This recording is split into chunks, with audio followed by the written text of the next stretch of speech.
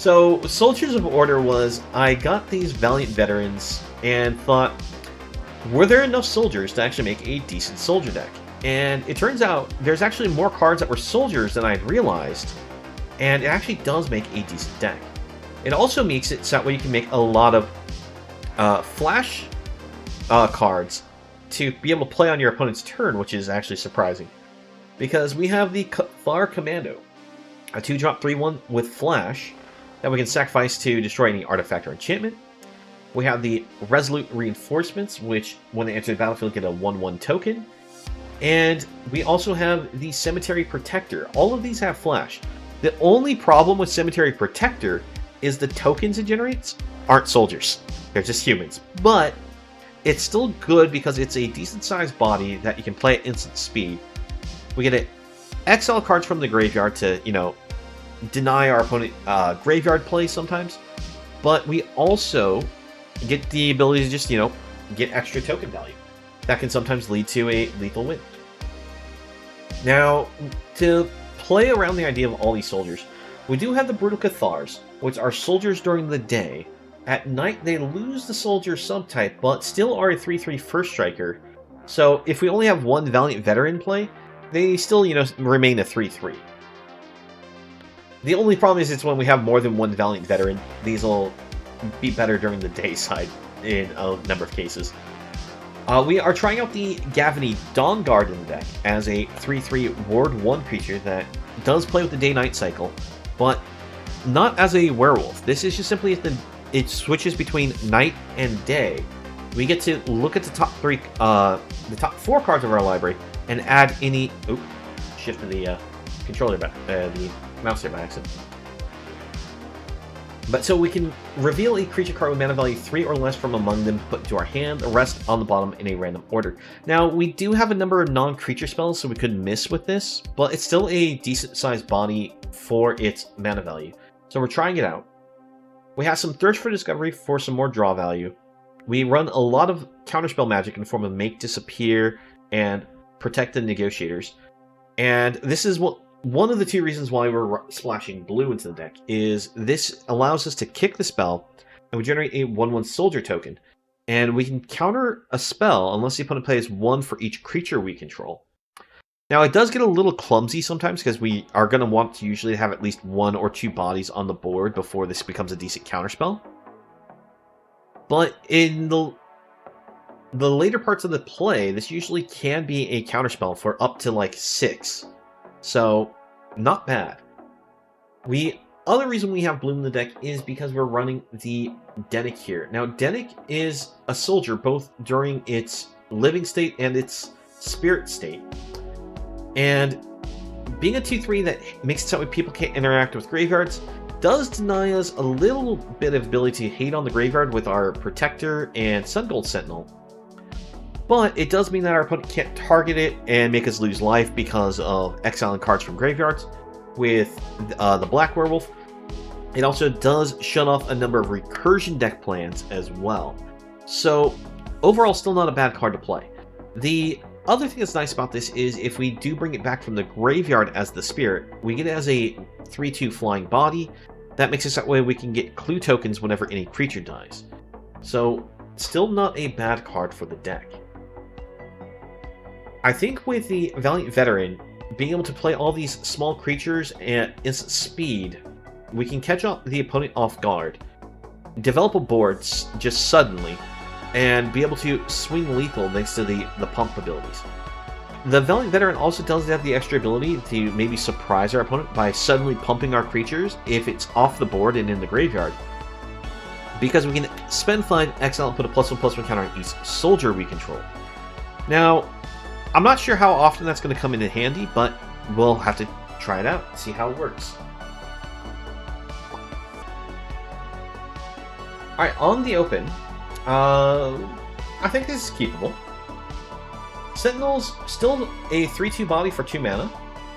Even if there's nothing for them to hate on in the graveyard, it's still a solid body. Blue-green from our opponent.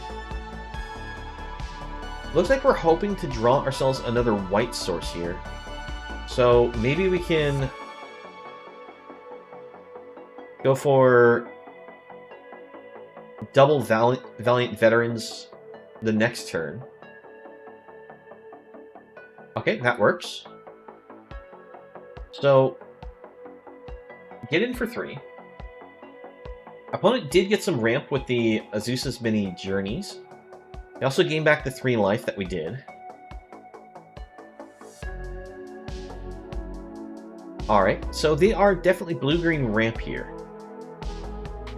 Not entirely sure what their payoff is entirely, but we will start coming in really quick.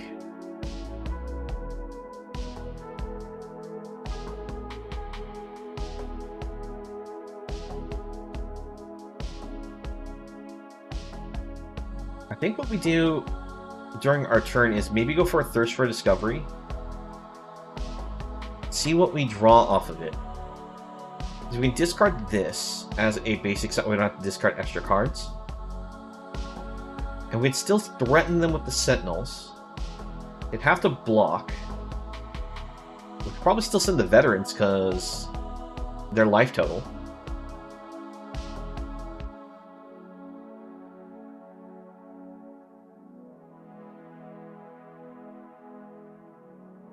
Let's... Yeah. Oh, okay, okay. I got it. Curse, I see it. Alright, we'll discard this.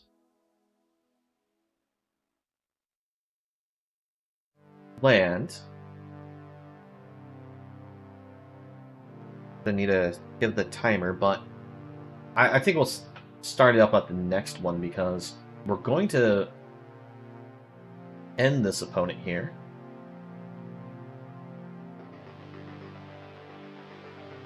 Nothing to exile.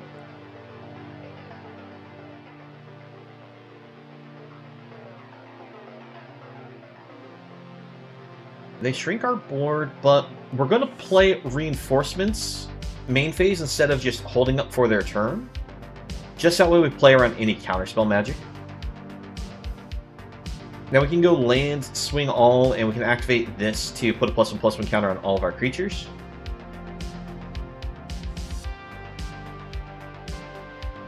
So they can attack and block with the Stompers at this point. The question is, what do they have for the 2 mana? That's not enough to save them. Have they played their land yet? I think they did, right? So yeah, if they could have gotten that to the board, that would have given them the 1 more life. That would have let them survive, but we send it. Go ahead and exile that for fun. Doesn't matter how the opponent blocks here, because the Valiant person in the graveyard pumps our board and gives us the lethal. There. There we go. And we'll start that curse timer now. We are good to keep on this one.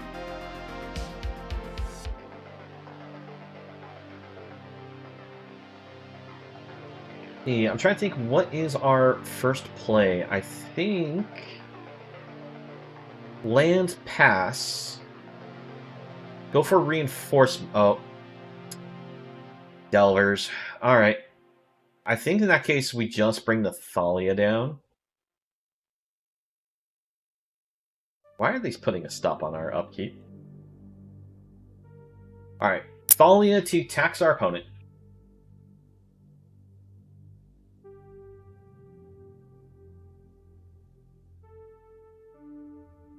They do get the immediate transform, which is a bit risky for us. Well, they are on only 1 land. We'll attack in, pass it back.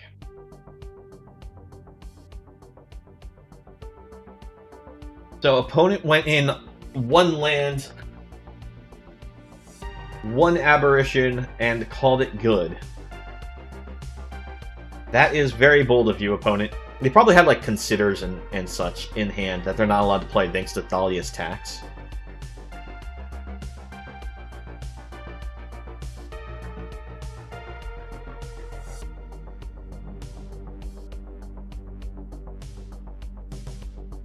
So this is just Thalia just winning us this game.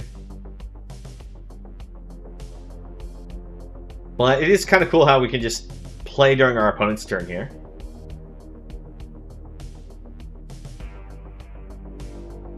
Bring this to the board, and opponent's done. Yeah, there we go. We killed them before the curse wore off. We'll go ahead and resume the curse. It's gonna be actually hard since we're holding the card in hand. Alright, here we go.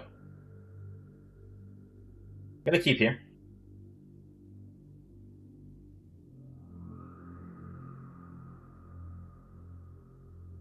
Our Valiant Soldier might be better off not played on turn 2. Alright, mono blue again, so we try to resolve it, I guess. It would have been great if we'd known, you know, it's going to be another mono blue deck, so that way we could just go with, find more of our interaction against them.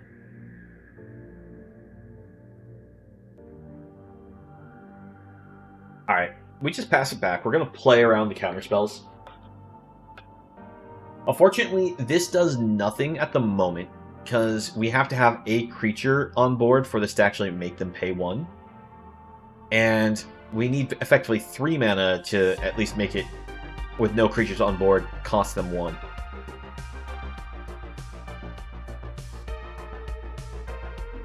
But since we're on white-blue, they may try to play around counterspells in our hand.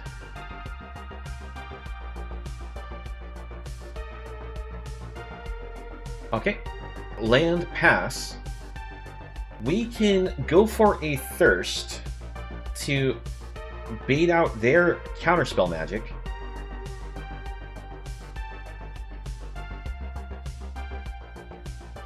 And with that played, we can, 1, dig for lands if they don't counter. If they do counter, we can go for Thalia.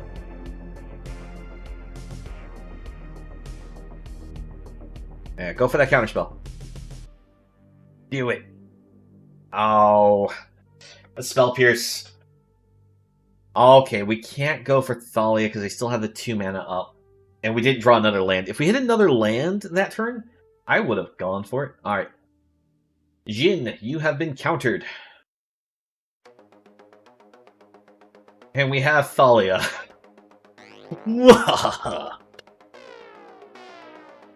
Okay. Another Jin for our opponent, but we are going to go with a Cathar. And we are just going to aggravate the heck out of this opponent. If they have another Jin, though, I'm going to be annoyed. Partially because we also still hadn't hit our 4th land. Alright, Slip Out doesn't do anything. And yeah, so something to make sure you know, Slip Out the back phases the card out. That doesn't mean it left the battlefield. While it's not on the board for the purpose of being able to be affected by any spells or effects, it doesn't leave the battlefield for the purpose of giving you back your card. So, yeah. But, in any case, we're just curb stomping mono blue. Let's see here. We'll go ahead and start it, and it's in the hand, so the curse being back on me for the Valiant. That's the word I can't say right there. And I think we'll keep this. I'm a little worried about keeping it just because, I don't know. It's something about it felt like it might not work out as I'm hoping. I'm going to play on the opponent's turn, the Cathar Commando. This way we can, you know, play around the counterspells. Alright, we got some negotiations going on here.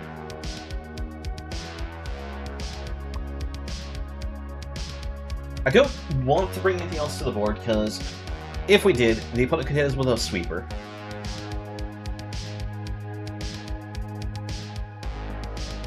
Okay. They're going to pass it again? Well, we'll go for the commando again.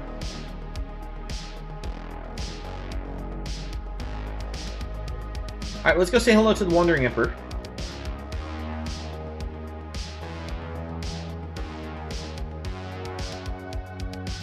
Mini Ganjo, okay. Not what I was expecting. Let's go for Denick then. And pass it back. I'm just holding up the control magic just to make sure we are playing around whatever our opponent wants to do here. Do I care about Teferi? They can minus, get themselves a card. We'll let Teferi resolve.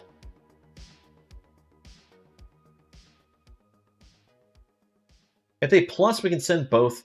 Kill Teferi. As long as they don't have another... No, Ganjo doesn't protect Teferi. So, what do they do here? Fateful Absence. We'll make that disappear.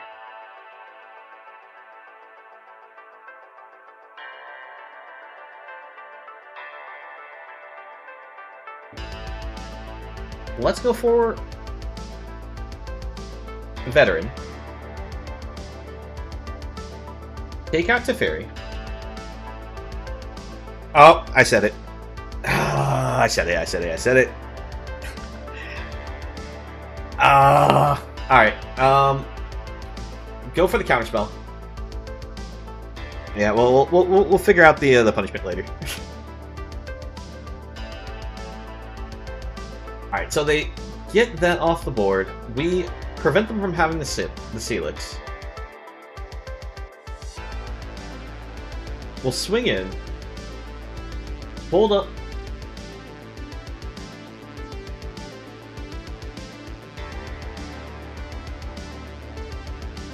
Thirst. Discard. Okay, you get to assemble the Titans.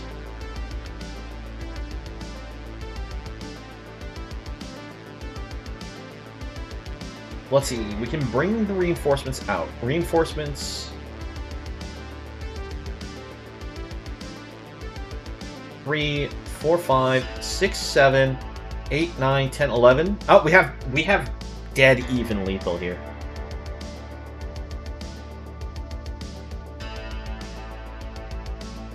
Alright, so we just activate this. And we send it. Good game, opponent. Yeah, no, you're right, Arishio. I did say it. We'll have to figure out... Alright, so what's going to be the punishment? Because I unfortunately still could not find that Bean Boozle thing, which was suggested. Okay, let's see here. On the open, it's a little too risky probably keeping this, considering this requires double white. So we're going to hit mulligan. Oh, there's our trainees. There's our punishment card. I guess they're actually going to potentially come out to be more useful than Thalia in this matchup. Just because, you know, you'd normally only be able to keep one Thalia anyways. Tell you what, let's actually go ahead and keep both trainees, and we'll put the Sentinel on the bottom. The crazy plan, considering how strong Sentinel is.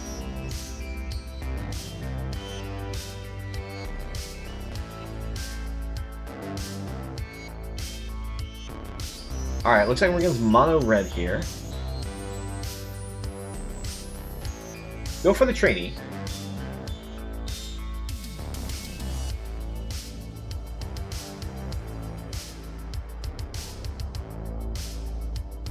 Alright, Phoenix Chick for our opponent, ×2.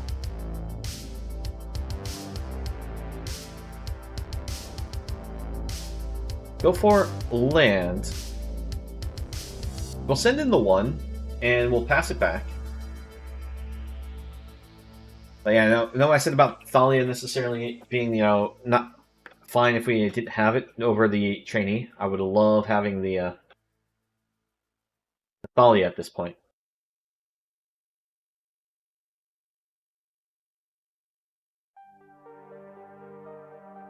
Roundhouse Firebrand makes it something we can't necessarily block easily. We'll go for the Cathar Commando here. Yeah, no, he gave me quite the challenge here. Let's go for the vet. Swing the damage.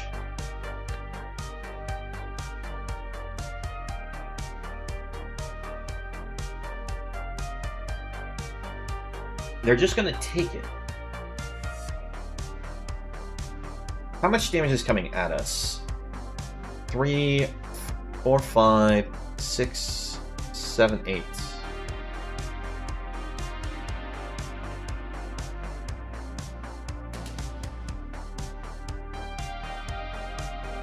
They took it like a champ.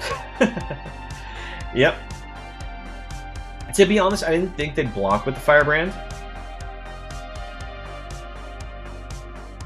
Yeah, say I can't block the veteran. Say I can't block with the veteran. I'll totally block with this trainee.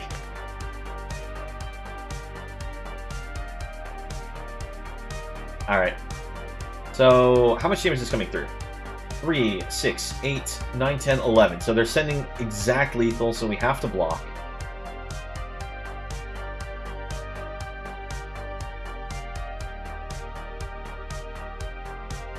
Alright. We'll go ahead and Thirst.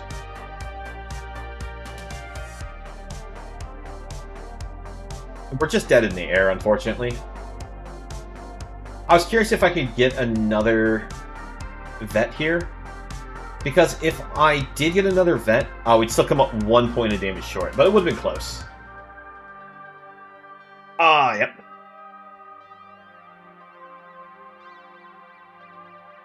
Rip indeed. Alright, opponent's just going to try to style on us for some extra damage.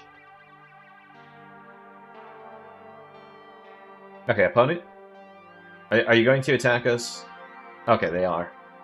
I'll still kill the Stormseeker.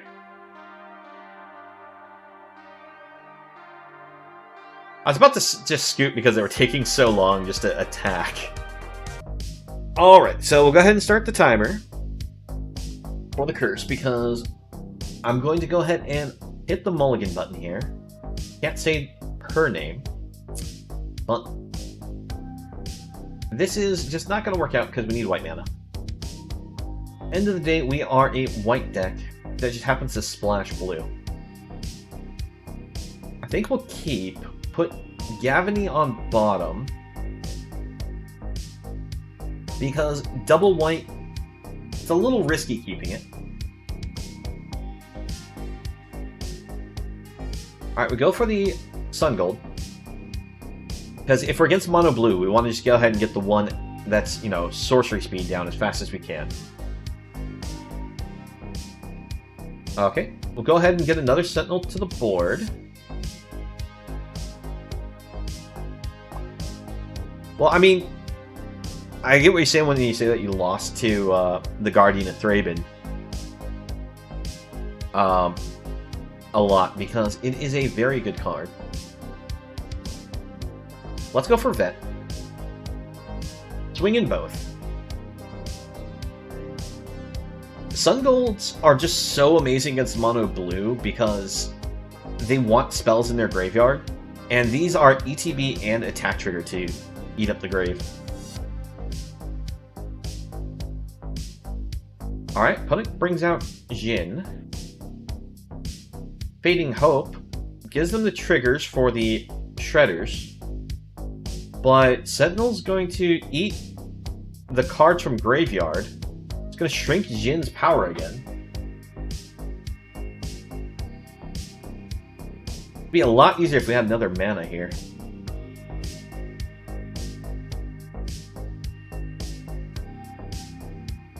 He who shall not be named has arrived. Okay, so eat the grave, eat the grave.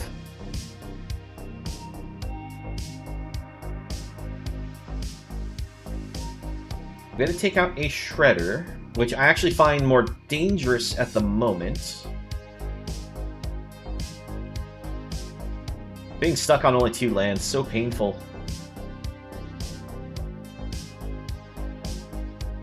Because I would love to be able to hold up the negotiations. Alright, opponent has scooped it up. They've had enough, because we were just only going to send Sentinel. And we get there. Alright, so on the open, I think this one's a keep. It's risky, but we're going to keep it. Resuming Curse Timer.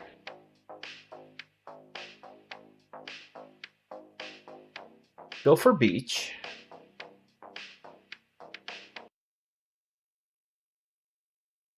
Go for Sentinel. Have to draw lands. I was actually really worried the opponent had just a cut down just to immediately kill Sentinel. Now they could still like Infernal Grasp. Alright, Underdog for the opponent. Let's try Cathar. Swing in. I was debating between going for Cathar and holding up Disappear. Yes, yes, Liliana. We pass it back. Turns to Night.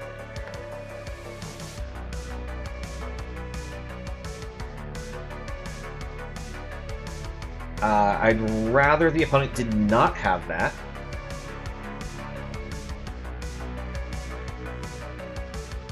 We'll attack in, hold up the mana, because we can flash in Protector, or we can use the Counterspell magic.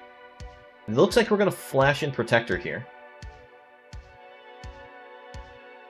We're going to choose to eat our Sentinel.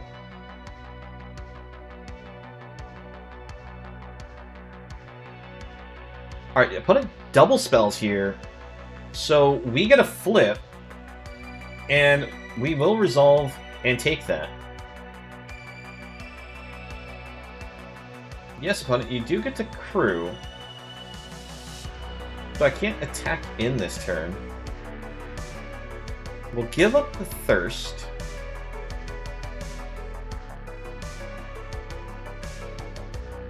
Pass it back. Turns to Night again. We have Negotiations, and we have Make Disappear.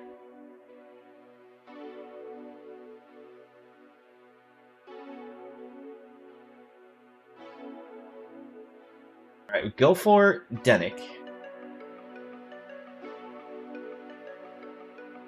Dennick play gives us an extra bounty to the board because of Protector. So, Negotiations, they'll have to have 4 mana to resolve a spell. And we counter that. And good game, opponent. We beat Mono Black.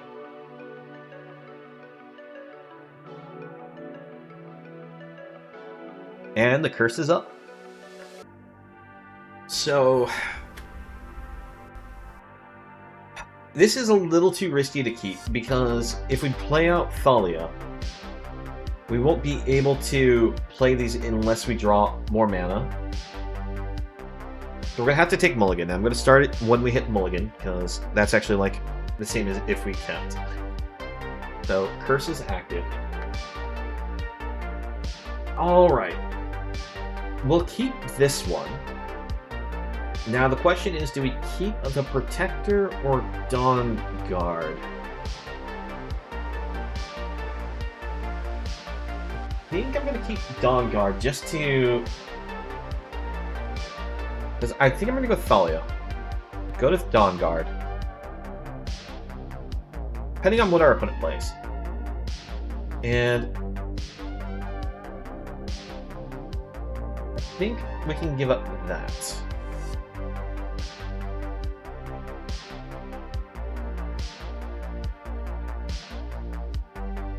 By the way, Risho, I'm not sure if I responded, but yes, I kind of figured you have a sense of theme to your thought process now.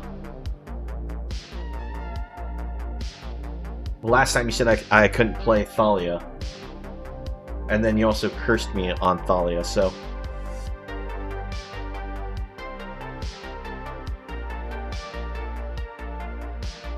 So if I fail this one, I imagine you're going to mess with my basics.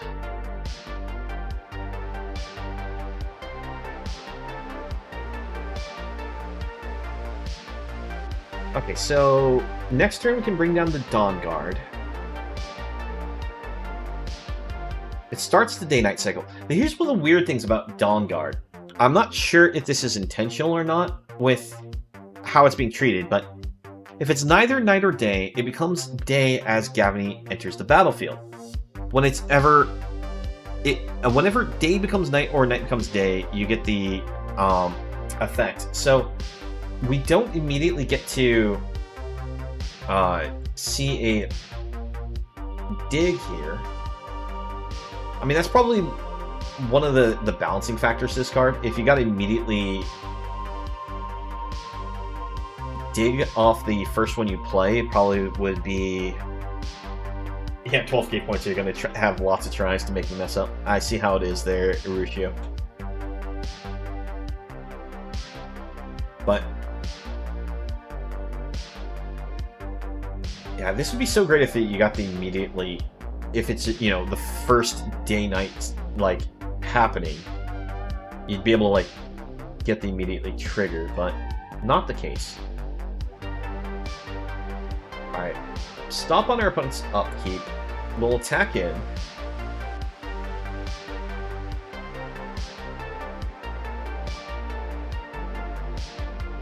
Actually, I don't need to put an upkeep stop. Because the opponent doesn't play anything I'm interested in for make disappear. Wow, that's a lot of lands.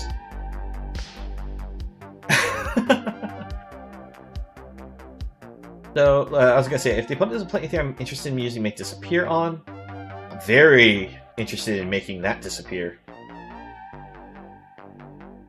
Oh, you're right, I did! No!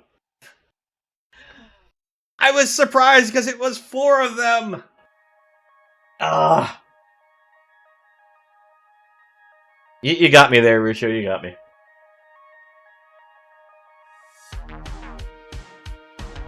The fact that I hit 4 on this caught me off guard, and it was what got it for you. I was being so careful. Alright. The fact that you picked land for cursing me is very evil. Might have to put a limitation on that.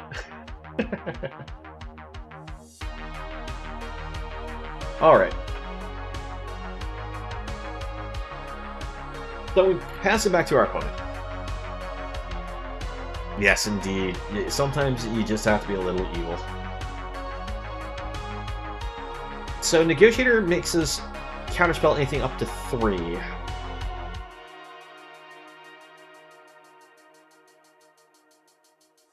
Thinking. I could Cathar Commando here. Blow up the Onicult Anvil. And I probably don't have to worry about any real removal.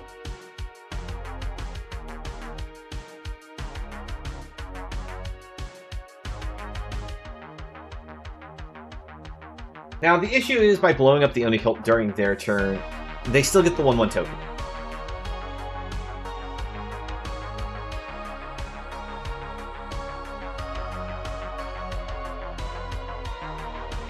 Now, if they play that, we get the Gavany trigger again to try to dig for another creature. If they don't play it, it just goes away. We don't have to worry about it hitting the board.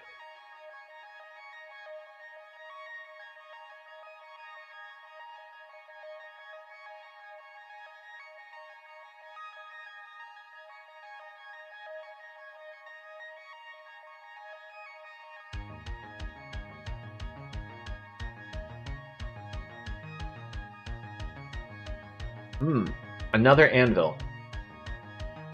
Unfortunate. But that is fortunate. Oh, and that worked out really well, because now we can hold up negotiations. While still getting in a nice-sized hit. One of the things the opponent forgot to do is they could have just used the anvil to sacrifice that, get a replacement token anyways during their turn. But I guess doing it the way they did also works just fine. I guess that plays around as if we like gave a lifelink to a creature. We'll protect our people here.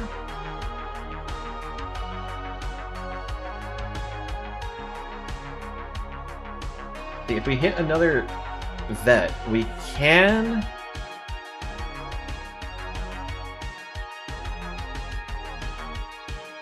No, we can't kill them this turn.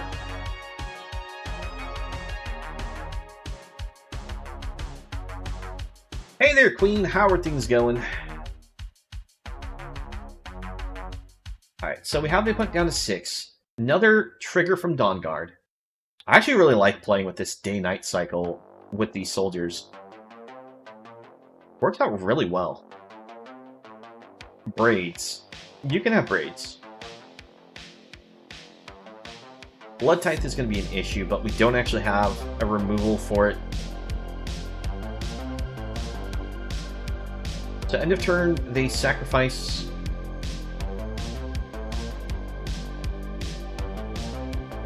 This doesn't give them life, right? No. They just draw a card.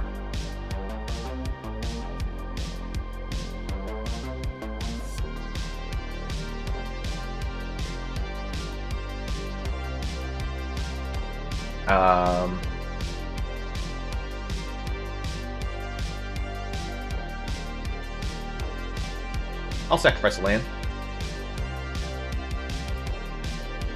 Cathar. Play Cathar. Get rid of Braids. Send both. They have to offer at least one block here.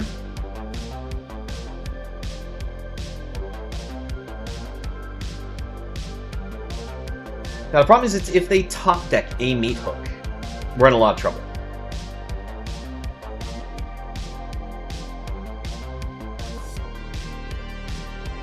Of course you are, Ruscio.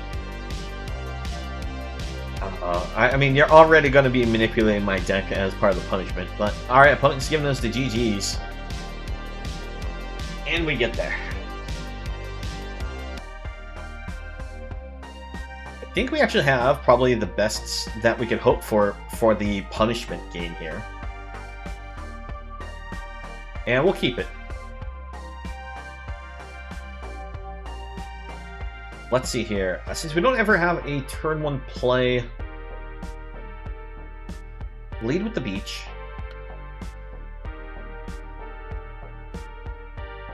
We'll go for Courtyard since Portal can be played the next turn and still be untapped. Once on red, green, white. Let's go for... We're just going to bring up Thalia. Because... Alright, so I can't see the word Valiant. That's Ruccio's new curse. Go for the portal. Now, what color do we need this on? I think we need it on white. We'll attack in. They offer a block. They get themselves a treasure, but we're just going to pass. One of the great things about our deck is all these flash cards, because we can choose, do we want to save up for the counterspell magic or the flash? Let's go for Denick at this point. Alright, another Regent for our opponent. Unfortunately, we don't really have anything we can do here. We're just on a standstill staring at that. Oh, we're against a dragon deck. Okay. Would have laughed greatly if the opponent had accidentally hit take action, because this has no colors, so they just discard their whole hand and draw no cards. Let's go for reinforcements. And we'll also bring out the Commando. This may have been a good turn where we actually gone for Thirst, because we play into an opponent's board wipe in a bad state here. Swing it all.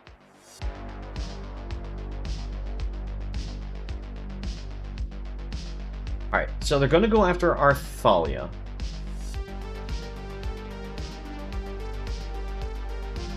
Bring out a new Thalia. And pass. If this opponent happens to have a Meathook, we're just boned.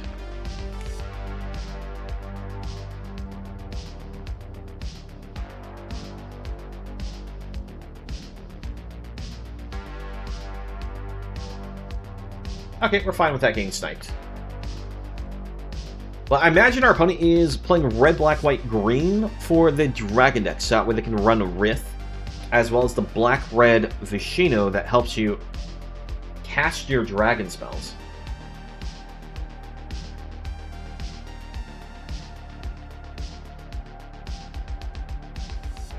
So they go for a X1 Devastator? Interesting. I just realized that this in the deck, since we've been cursed, is a terrible draw spell for us. It's always going to be a discard too, because you have to discard a basic land.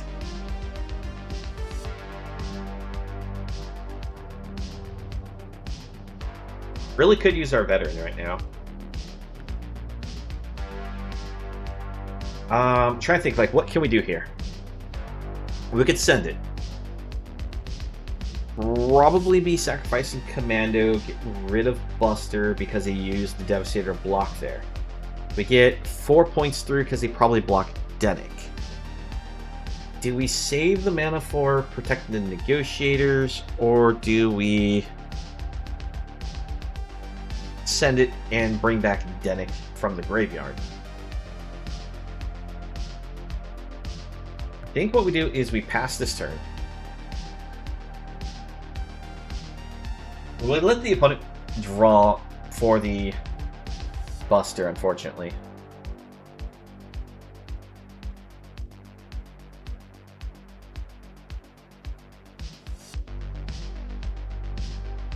I don't want them having Revaz, because Revaz allows them to play dragons from their graveyard. So we protect the Negotiators.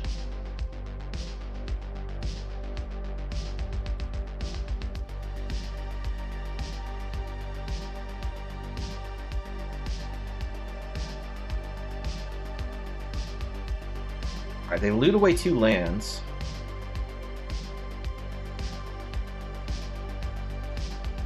Now, if only we could find Cathar to get rid of the Regents, or our Soldier Lord.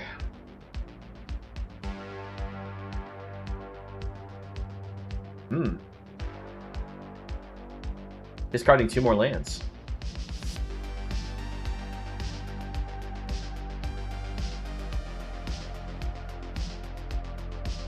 Alright, let's go ahead and get thirsty.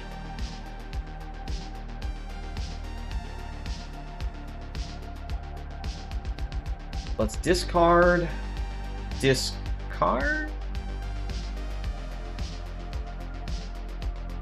Yeah, because I feel like we need to hold up Protect,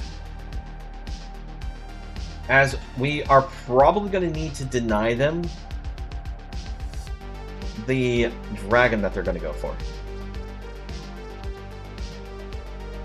How much mana do they have? 1, 2, 3, 4, 5, 6. 1, 2, 3, 4, 5, 6, 7. Deny.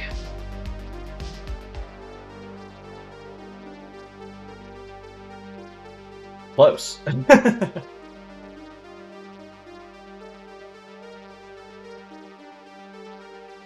Yeah, no, if it wasn't for the fact that Revaz allows them to play from the graveyard. Because once during each of your turns, you may cast a dragon creature from your graveyard. We already know that they have one Regent in grave. But I like the fact that they have like this Vishano dragon like synergy from their deck. We take the hit.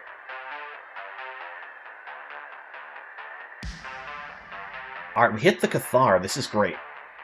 So Cathar to board. Get rid of the Regent. Pan Flame Blast Bolt. Oh, they top decked a removal spell. Ah.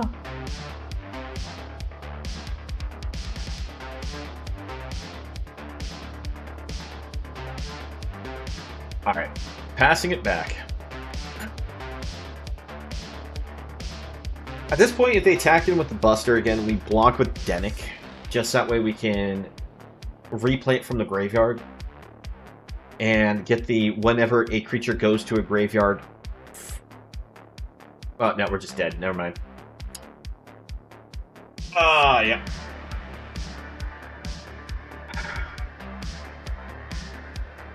Given Devastators are a heck of a card. Yeah, I should have blocked this last turn just to play around them, maybe getting another Devastator, but... Oh well. It's a little but I'll try it. It's nice that we have these Cathar commanders, because like I always say, being able to just pass it to the opponent to decide whether you want to use Make Disappear or play a creature is really nice. And Cathar Commando is going to be really useful against this opponent. But I think we're just going to lead with Denick. I go with Denick against the enchantment deck here, because I'm probably going to be using commandos to pop enchantments. Okay. Actually, perfectly fine with him going Reign of Truth. That's a really weak hit that we take. And we also get to lifelink ourselves back here. Now we can hold up the Disappear for any troublesome card.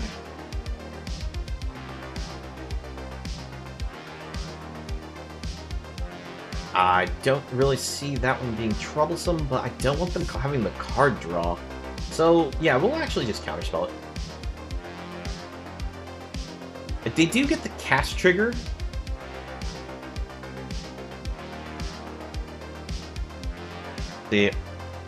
What's the next set on MTGA? Are we talking about like the next Alchemy set, or are we talking about the actual next set that's going to be for playing in Standard? Because next Standard set is the continuation of the Brothers. Is going to be the Brothers War. Okay, so the next paper set. That's going to be the Infinity or Unfinity or whatever it's called, right?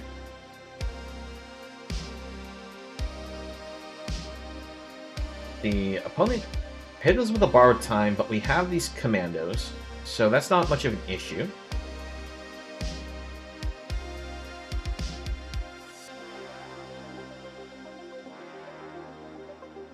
Let's get rid of Portrait. Pass it back.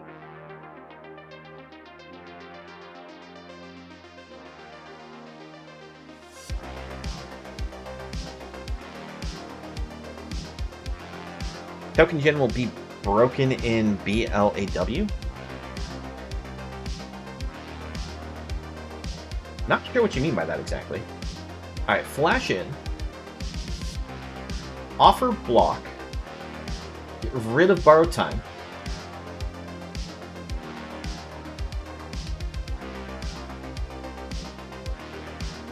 get our vets, swing in. Oh, Historic Brawl. Oh, okay. I mean, token generation's really strong just because you have access to a number of really good cards.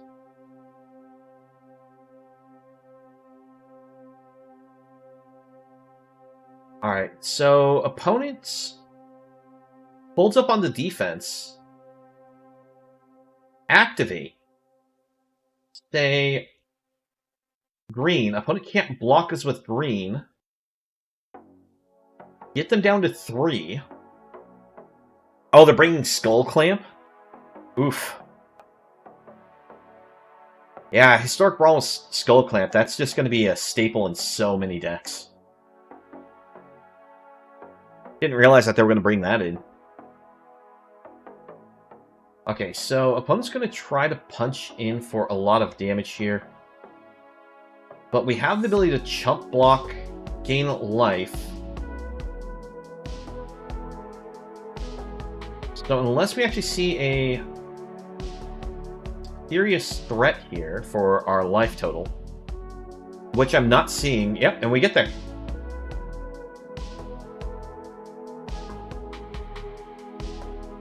Yeah, so if you're wondering why I didn't use Make Disappear and sacrifice one of our creatures to make sure we counterspelled it, or, you know, just make sure that they run their mana, I was worried that they had, like, drawn another white source and was holding on to something that may have been able to exile our Sun Gold, and I didn't want to leave up, like, tap the mana down, where they still had that potential.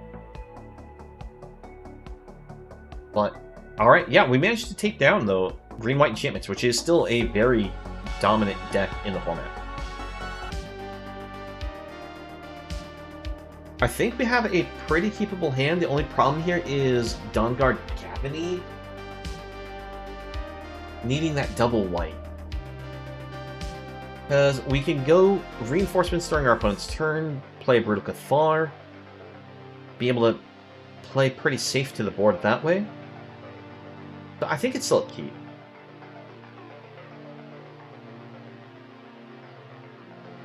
Alright, I like the draw of the Negotiators. Pass it back.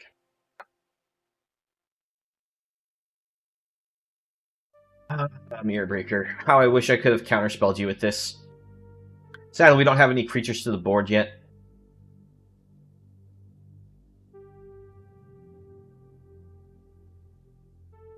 Alright, let's Brutal Cathar, get rid of the token.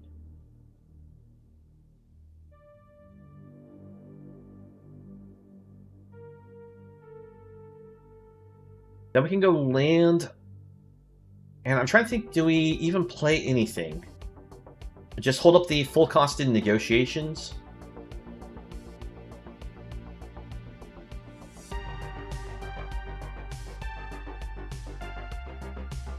Alright, we sacrifice the token. Oh, we discard. Alright.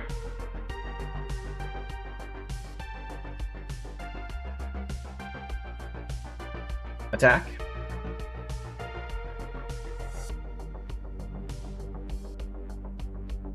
Now we can double spell during our turn.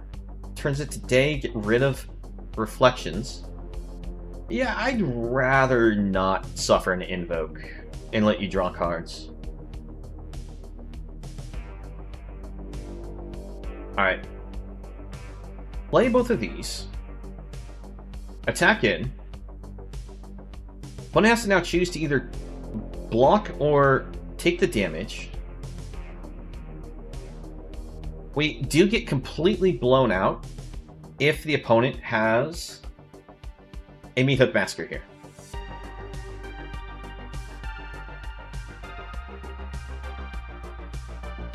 Alright, Soul Transfer, not too worried about. We did just show them we got another Veteran. Not worried about that either. I am, however, worried about the fact that we did get another support spell to make sure we didn't lose the full hand here.